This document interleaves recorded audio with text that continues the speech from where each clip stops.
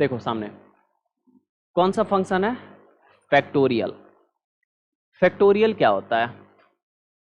तो अगर आप किसी भी संख्या का फैक्टोरियल निकालेंगे तो जिस भी संख्या का आप फैक्टोरियल निकालेंगे वो क्या करेगा कि वो संख्या और उससे घटते क्रम में जितने भी संख्याएं होंगी सबको आपस में गुना कर देगा और जो रिजल्ट आएगा वही उस नंबर का फैक्टोरियल हो जाएगा। जैसे 5 का फैक्टोरियल निकालोगे तो 5 गुने 4 गुने 3 गुने 2 गुने 1, इस टोटल को गुना करोगे तो 120 आएगा। कितना आएगा? जबकि वही 6 का निकालिएगा तो कितना आ जाएगा? 720 आ जाएगा। एक बार निकाल के चेक करते हैं कहीं ऐसे हवाबाजी तो नहीं चल रहा है ना। तो आ गए यहाँ पे और आने के बाद लिखते हैं is equal to FACT। Factorial function को FACT फंक्शन से यहाँ पे लिखा जाता है। ठीक है, टैब जैसे ही प्रेस करेंगे ये सेलेक्ट कर लेगा, पूछेगा नंबर, या तो कोई सेल नंबर लीजिए जहाँ पे नंबर लिखिए, या तो कोई सेल नंबर लीजिए जहाँ पे नंबर लिखिए, और नहीं तो आप सीधे इसी में नंबर को क्या कर दीजिए, डाल दीजिए। कोई दिक्कत है? जैसे ही आप इंटर करेंगे तो आपका आंसर आ गया कितना, 120। लेकिन अगर वही 5 के जगह पे क्या किए जी, 6 का निकालते हैं। कितने का? 6 बोल रहे हैं, 6 नहीं बोल रहे हैं। ठीक है, तो जैसे ही 6 का निकाल के और इंटर करेंगे कितना आ गया, 720। अब 5 का कैसे, 5 का निकाले तो 120, 5 चौका 20, 20 तिहाई 60, 60 दूनी और 120 में 120 से 1 से गुना करोगे तो 120। जबकि अगर वही 6 का निकाले तो 120 आया था, मल्टीप्लाई कर दिए 6 से तो कितना निकल गया, 12 छक 72 यानी 720। समझ में आ रहा? तो यही कौन सा फंक्शन है, फैक्टोरियल। अगर आपको किसी नंबर से उसके घटते क्रम में जो भी नंबर्स होंगे उनको आपस में मल्टीप्लाई करके रिजल्ट लाना होगा तो कौन से फंक्शन का उपयोग कर लेंगे, फैक्टोरियल फंक्शन का। यानी फैक्टोरियल फंक्शन का काम क्या होता है कि जिस भी नंबर का फैक्टोरियल निकालेंगे वो अपने नंबर से घटते क्रम में जितने नंबर्स होंगे सबको आपस में मल्टीप्लाई कर देगा, वही उसका रिजल्ट हो जाएगा। ओके, आगे बढ़े, कोई दिक्कत किसी को? चलिए, अगला जो फंक्शन होगा उसका नाम होगा मीडियन। क्या नाम होगा, मीडियन।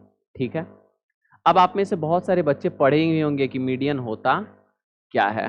पढ़े हो ना कि नहीं पढ़े हो? पढ़े हो। क्या होता है? कौन इसी में से कहेगा सर माध्य होता है है ना? हम पूछे क्या होता है तो कहेगा माध्य होता है। हिंदी थोड़े ना पूछ रहे हैं, सवाल ये आता है कि जो रिजल्ट आता है वो कैसा रिजल्ट होता है। जैसे एलसीएम का जो रिजल्ट आया, HCF का यानी GCD का जो आया, फैक्टोरियल का जो आया, तो सम पूछे तो ऐसा थोड़ी है जोड़ना बोल दोगे, सम का मतलब बताओगे ना कि जो रिजल्ट आता है वैसे ही। तो वैसे ही मीडियन का जो रिजल्ट आता है वो क्या होता है, औसत का एक भाग होता है। मतलब टोटल संख्याओं का योग बटा संख्या की संख्याओं की संख्या। तो टोटल संख्याओं की संख्या बट्टा संख्या कर देंगे तो वो तो एवरेज भी निकल जाएगा ना। है? क्या बोल रही हो? चलिए देखिए सामने मीडियन निकालते हैं तो वैसे देखो क्या बोलते हैं, जब मीडियन निकालेंगे ना तो जितनी भी संख्याएं दी गई हैं वो मध्य यानी बीच का नंबर क्या करेगा, दिखाएगा। जिस भी संख्या का तुम मीडियन निकालेगे उसमें बीच का नंबर क्या करेगा, दिखाएगा। जैसे उदाहरण के लिए तुम्हारे पास टोटल 5 संख्याएं हैं कोई भी, जैसे हम बोलते हैं 10 20 30 40 50, तो टोटल कितने संख्या हैं, 5 है। अब उस पांचों संख्याओं में से ऊपर से निकालो एगो, नीचे से एगो निकालो, ऊपर से दूसरा निकालो, नीचे से दूसरा निकालो, बीच में कौन बच गया, एगो सिंगल 30। लेकिन यहाँ पे कंडीशन भी होता है, दिए गए संख्याओं को पहले वो बढ़ते क्रम में सजा देगा और उसके बाद जो बीच का नंबर बचेगा वही उसका क्या हो जाएगा, मीडियन। लेकिन एक ये भी तो हो सकता है ना कि संख्याओं जो संख्या है वो 6 होगा। कितना होगा, 6, 10 20 30 40 50 60, या फिर कैसे भी हो लेकिन 10 20 30 40 50 60 ऊपर नीचे कैसे भी लिखा हो, 20 लिखा हो फिर 60 लिखा हो फिर 50 लिखा हो फिर 30 लिखा हो फिर 10 फिर 20, लेकिन हुआ टोटल कितना, 6 संख्या, 10 20 30 40 50 60। अगर बढ़ते क्रम में सजाओ तो 10 निकल गया, 20 निकल गया, 50 60 निकल गया, बीच में कौन सा बचा? 30 और 40।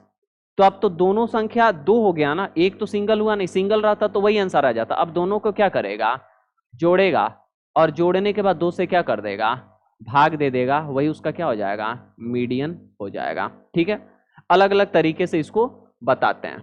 अब यहाँ पे जैसे मान लो लिखा हुआ है क्या? 10 30 20 40 50, इतना ही देखते हैं। तो बीच में कौन है? ये 60 को हटा देते हैं यहाँ से।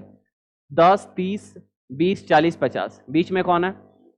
लेकिन 20 आंसर आएगा नहीं, क्योंकि वो संख्याओं को पहले बढ़ते क्रम में सजा लेगा और उसके बाद में से बीच का नंबर बीच लेगा। समझ में आ रहा है? कोई दिक्कत है? चलिए एक बार निकाल के देखते हैं, कहीं ऐसे ही हवाबाजी तो नहीं हो रहा है ना। क्या करेंगे? लिखेंगे is equal to median, MEDIAN, tab press करेंगे तो इसको ये क्या कर लेगा? सेलेक्ट। अब हम कहां से कहां तक लिखेंगे? C1 से लेके C5 तक। तो क्या लिखे? C1 और कॉलन का साइन देके C5 लिखे, ब्रैकेट को क्लोज करके इंटर दाबे। आंसर कितना आया? कहाँ आया? बस बोल देना 30। गजब, दाबने तो दो यार। कितना आया? 30 आया। कोई दिक्कत है? समझ में आ रहा है? क्योंकि बीच में यहाँ पे 30। लेकिन वही मान लो कि हम यहाँ पे 60 लिख देंगे तो आंसर बदल के कितना आ जाएगा? 35 होगा। कहाँ बदला? यहाँ पे अभी हम कहाँ तक लिए हैं? C5 तक ही लिए हैं। कहाँ तक लेना पड़ेगा? C6 तक। अब ब्रैकेट क्लोज करो, कितना आया? 35। समझ में आ रहा है ना? कोई दिक्कत है? यानी मीडियन जो होता है वो मध्य का नंबर रिजल्ट के रूप में बताता है, लेकिन दिए गए नंबर को बढ़ते क्रम में सजाएगा। और अगर दो नंबर्स बीच में बच गए तो दोनों को क्या करेगा? जोड़ेगा, और दो से क्या करेगा? भाग देगा। जो नंबर आएगा वही उसका आंसर हो जाएगा। Any problem? ओके, बढ़ते हैं आगे। अगला जो फंक्शन है उस फंक्शन का नाम है मोड। क्या नाम है? Mode, MODE। दो मोड पढ़ना होता है, एक MODE और एक होता है MOD। तो MODE जो फंक्शन है, यानी मोड जो फंक्शन है, वो क्या करता है? मैक्सिमम बार रिपीटेड वैल्यू को बताने का काम करता है। मैक्सिमम टाइम रिपीटेड वैल्यू को अगर देखना होगा तो उसी के लिए मोड फंक्शन हमारे पास होता है, MODE। जैसे इधर सामने देखो, इधर सामने यहाँ पे हमारे पास नंबर्स हैं। जैसे यहाँ पे क्या लिखा है हुआ है हमारे पास? 50 15 20 20 10 10। तो इस 10 की जगह मान लो 60 लिख देते हैं। क्या लिख दिए? अब यहाँ पे मैक्सिमम टाइम रिपीटेड वैल्यू कौन है? कौन सा है? तो हम यहाँ पे क्या करते हैं? लिखते हैं, यहाँ पे नहीं लिखेंगे, हम यहाँ पे लिखेंगे इज इक्वल टू MODE, है ना? यहाँ नीचे 3 नंबर पे टैब से ले लिए। कहाँ से कहाँ तक? E1 से लेके कहाँ तक है? E6 तक। ब्रैकेट को क्या कर दिए? क्लोज करने के बाद जैसे हम इंटर बटन दाबेंगे, आंसर का आ गया 20, क्योंकि मैक्सिमम टाइम रिपीटेड वैल्यू कौन सा है? 20। लेकिन अगर हम मान लो कि यहाँ पे 20 है ना, अब हम यहाँ पे क्या कर देते हैं? 10 कर देते हैं। क्या कर देते हैं? तो दो नंबर बराबर बार क्या है? रिपीट है। तभी भी आंसर जो रहेगा वो 20 ही रहेगा। क्या रहेगा? क्योंकि देखिएगा कि ऊपर से पहले कौन आया है, तो जो पहले ऊपर आया रहता है उसी को प्राथमिकता दी जाती है कि नहीं? जैसे पता, कभी भी देखना कि जो दो संख्याएं बराबर होती हैं तो ऊपर वाले को पहले प्राथमिकता दिया जाता है। बहुत सारा रिजल्ट में भी ऐसा होता है। तो 20 20 भी दो बार, 10 10 भी दो बार, लेकिन ऊपर पहले कौन आया है? 20, इसलिए रिजल्ट के तौर पे कौन आएगा? 20 आएगा। लेकिन मान लो कि हम यहां से 10 को हटा के 60 लिख देते हैं और 10 को यहां पे लिख देते हैं, अब आंसर क्या आ जाएगा? 10, क्योंकि ऊपर से पहले कौन आया है? 10 आया है। कोई दिक्कत है? समझ में आ रहा है? अच्छा, ऊपर 10 आया है, फिर नीचे 10 है, यहाँ 20 20 है, नीचे वो का लिख देते हैं 20। अब आंसर क्या आ जाएगा? 20, क्योंकि मैक्सिमम टाइम रिपीटेड कौन सा हो गया? 20 हो गया। समझ में आ रहा है? तो मैक्सिमम टाइम रिपीटेड वैल्यू को बताने का काम कौन से फंक्शन का होता है? मोड फंक्शन का। लेकिन उसमें एक और भी बात है कि दो नंबर्स अगर बराबर बार रिपीट होगा तो ऊपर से जो नंबर पहले आया रहेगा वही मोड के रूप में आंसर दिखाई देगा। कोई प्रॉब्लम? अब यहाँ पे क्या करते हैं? लिख देते हैं 5, नीचे है 15, फिर यहाँ लिख देते हैं क्या? हम 18। क्या लिखते हैं? 18। फिर यहाँ 20 है, फिर नीचे आते हैं, यहाँ लिख देते हैं क्या? 17, और इंटर किए तो आंसर क्या आया? कुछ नहीं, क्योंकि कोई भी नंबर रिपीट नहीं है, इसलिए आंसर कुछ भी आने वाला नहीं है। समझ में आया? कोई दिक्कत किसी को? हो जाएगा। ओके, बढ़ते हैं अगले फंक्शन की तरफ। और अगला फंक्शन भी मोड ही है, लेकिन इसका स्पेलिंग MODE नहीं है, MOD है। क्या है? MOD। ये फंक्शन क्या करता है, तो इस फंक्शन का काम है कि ये रिमाइंडर को बताता है। किसको बताता है? रिमाइंडर यानी शेष, शेष नाथ मत बोल देना, शेषफल को बताता है। किसको बताता है? शेषफल। मतलब मान लो किसी नंबर से किसी नंबर को भाग करोगे तो कोई नंबर बचेगा? जरूरी है क्या बचेगा? नहीं भी बच सकता है, लेकिन जीरो तो बचेगा ना। तो अगर आप चाहते हैं कि किसी नंबर को किसी नंबर से भाग देने पे कौन सा नंबर बचे वो देखने के लिए, तो आपके पास एक एक्सेल में फंक्शन होता है जिस फंक्शन का नाम होता है MOD, यानी मोड फंक्शन। ठीक है, कोई दिक्कत है? आइए निकालते हैं इधर, कहीं हवाबाजी तो नहीं हो रहा है ना। देखिए क्या करेंगे उसके लिए, हम लिखेंगे इज इक्वल टू MOD। क्या लिखेंगे? टैब बटन जैसे ही प्रेस करेंगे तो पूछेगा क्या, नंबर कॉमा डिवाइजर। क्या पूछेगा? यानी कौन से नंबर को डिवाइड करना है और कितने से डिवाइड करना है। तो पहले नंबर बताइए, तो नंबर मान लो लिख लेते हैं 15। क्या लिखते हैं? बनरे नहीं 15, ठीक है। और कॉमा देते हैं तो अब क्या पूछ रहा है, यानी कितने से भाग करना है। तो मान लो हम 2 से भाग देंगे तो आंसर कितना आएगा? 1 आएगा। ब्रैकेट क्लोज करके इंटर जैसे ही करेंगे तो 1 आया क्या? बिल्कुल आ रहा है, क्योंकि 2 से भाग दोगे 15 को तो 2 से 14 बचेगा कितना? 1। होएगा कि नहीं होएगा? तुम्हारा तिरकोल जैसा मुंह का है, नहीं बुझाया? कोई प्रॉब्लम? समझ में आ रहा है? हो जाएगा। चलिए, आपको एक बात पता है और बार बार बता रहे हैं, फिर अभी भी हम बता देना चाहते हैं कि जहाँ पे आप नंबर और डिवाइजर लिख रहे हैं या फिर कहीं पे भी ऐसा कुछ पूछ रहा है तो लिख रहे हैं, वहाँ पे कोई सेल नंबर भी लिखना हुआ तो लिख सकते हैं। जैसे मान लो यहाँ निकालना है तो हम लिखे is equal to MOD, number की जगह ये ले लिए, कॉमा डिवाइजर की जगह ये ले लिए, ब्रैकेट क्लोज करके इंटर कर रहे हैं, यहाँ पे लिख रहे हैं 15, यहाँ पे लिख रहे हैं 2, आंसर आएगा 1। जबकि यहाँ पे अगर हम 3 लिख देंगे तो आंसर क्या आएगा? 0। और यहाँ पे 4 लिखेंगे तो आंसर कितना आएगा? 3, क्योंकि 4 तिहाई 12, 15 में से 12 घट गया तो कितना बचेगा? 3। कोई दिक्कत है? समझ में आ रहा है? हो जाएगा। तो यही कौन सा फंक्शन है? मोड यानी MOD फंक्शन। ओके जी, आगे बढ़ा जाए। चलिए बढ़ते हैं आगे, और इस आगे के दौर पे जो अगला फंक्शन हमारा निकल के आता है भगवान की कृपा से, फंक्शन का नाम है रोमन। ध्यान से देखिए क्या करते हैं। अगर आपको मान लो कि अरबिक में नंबर्स लिखे गए हैं और आपको उसका रोमन निकालना है, तो इसी के लिए आप रोमन फंक्शन का यूज करेंगे। यानी अरबिक में लिखे गए नंबर्स को रोमन में निकालने के लिए रोमन फंक्शन एक्सेल में दिया गया रहता है। जैसे मान लो हम यहाँ पे लिखे 143। क्या लिखे? तुम सब कुछ गलत मत सोचना, यस सर सोचेंगे। तो यहाँ पे हम क्या करें, 143 में समझ आ रहा है ना? हम नत नहीं मौत।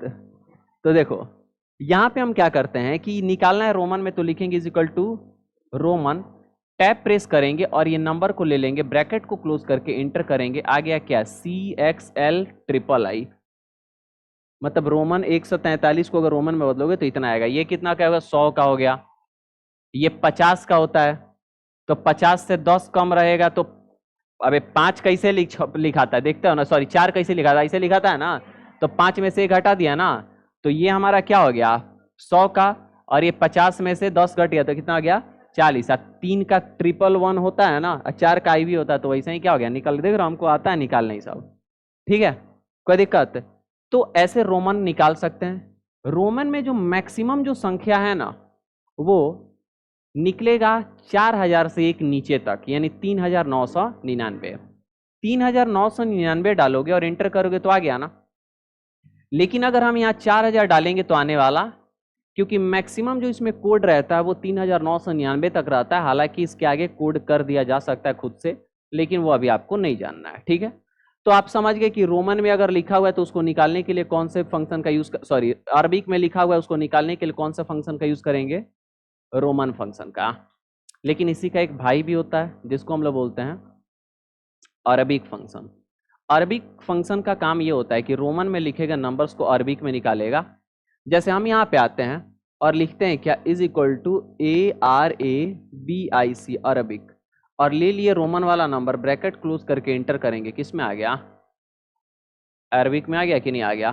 ठीक है, तो अगर अरबिक से रोमन में निकालना है तो रोमन, और रोमन से अरबिक निकालना है तो अरबिक फंक्शन। कोई दिक्कत है? समझ में आया? आगे बढ़े। अब तो डेटेड इफ होगा ना।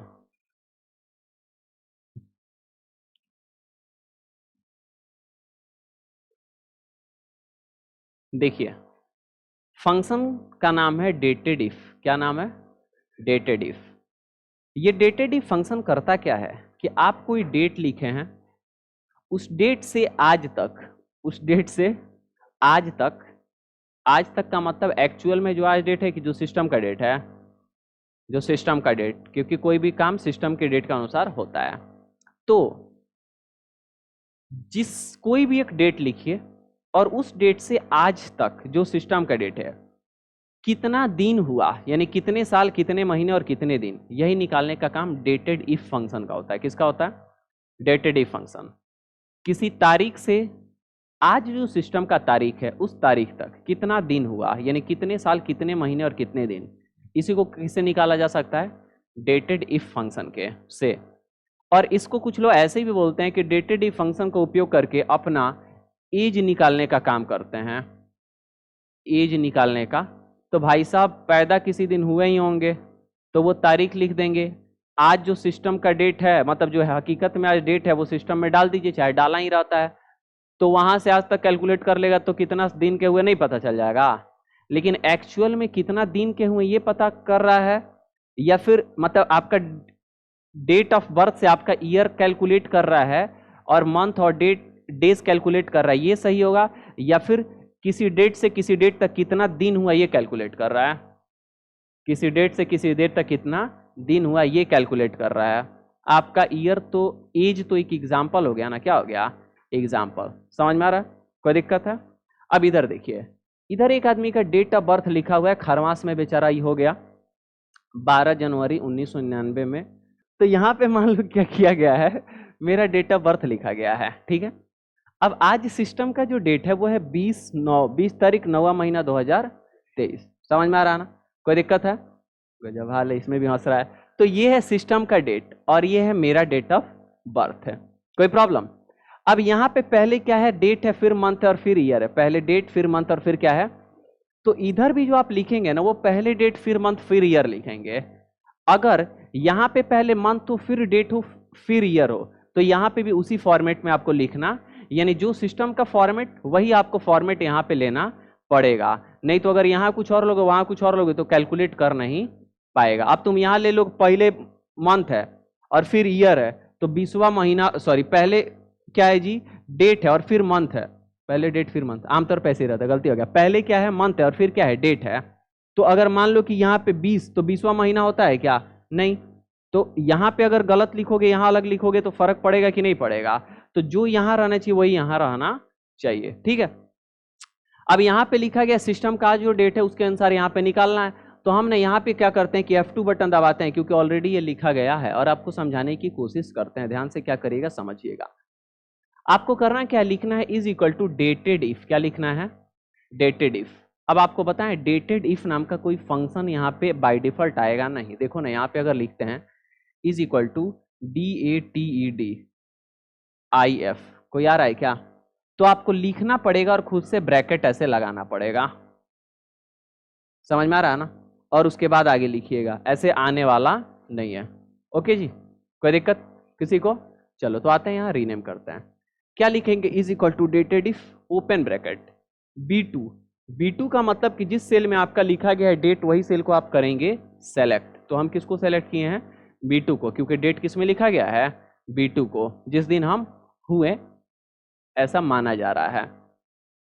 B2 के बाद कॉमा दोगे और टुडे लिखोगे, और टुडे लिख के ओपन ब्रैकेट क्लोज ब्रैकेट लगाओगे, क्योंकि टुडे का मतलब क्या हो गया? आज, यानी सिस्टम का जो आज डेट है उसके अनुसार कैलकुलेट करना है। समझ में आ रहा है? कॉमा डबल इन्वर्टेड कॉमा में वाई लिखोगे, ईयर्स को कैलकुलेट करने के लिए ऐसा फॉर्मेट बनाया गया। फिर ब्रैकेट क्लोज करके एंड लिखोगे और फिर डबल इन्वर्टेड कॉमा में ईयर्स लिखोगे, और डबल इन्वर्टेड कॉमा में ईयर्स लिखने के बाद कॉमा लगाओगे और फिर डबल इन्वर्टेड कॉमा क्लोज करोगे। यहां से यहां तक हो गया सिर्फ ईयर निकालने के लिए। क्या निकालने के लिए? ईयर। लेकिन मंथ भी निकालना और डेज भी निकालना है, तो फिर उसको दोहराएंगे।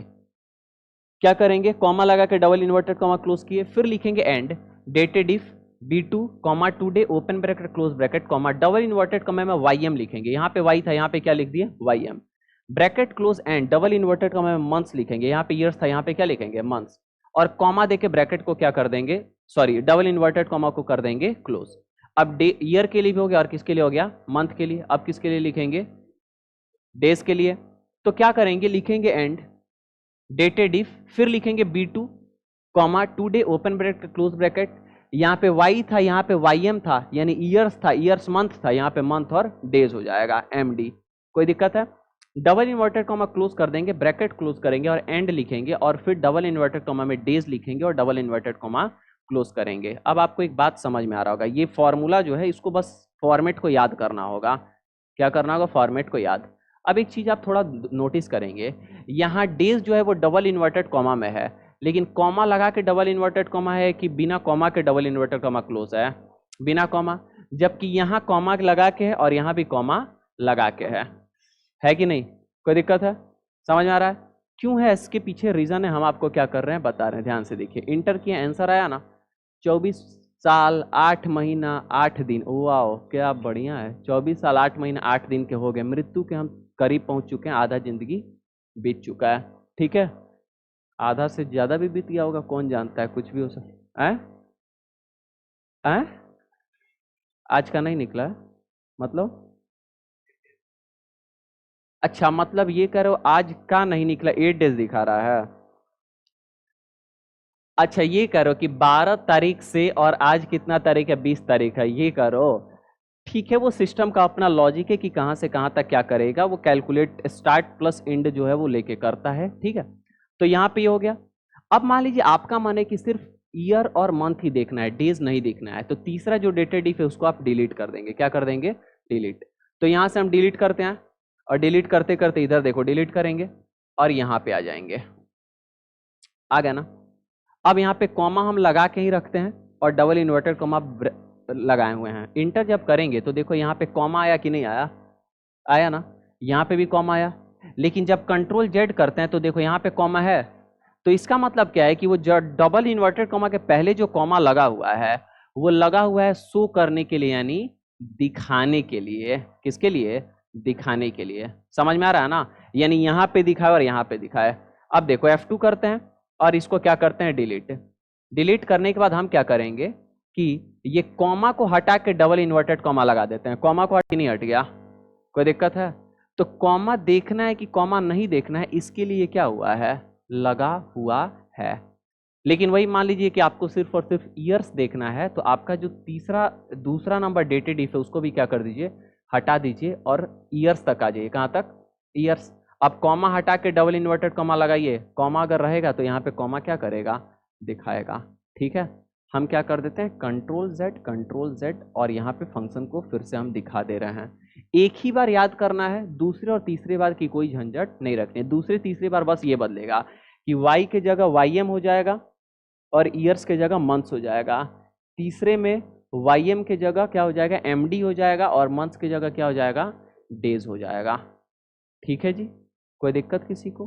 तो ये कौन सा फंक्शन था? डेटेड इफ फंक्शन था। उम्मीद है किसी को कोई दिक्कत नहीं होगा। आया समझ में? तो यहाँ पे हमारा समाप्त हुआ डेटेड इफ फंक्शन।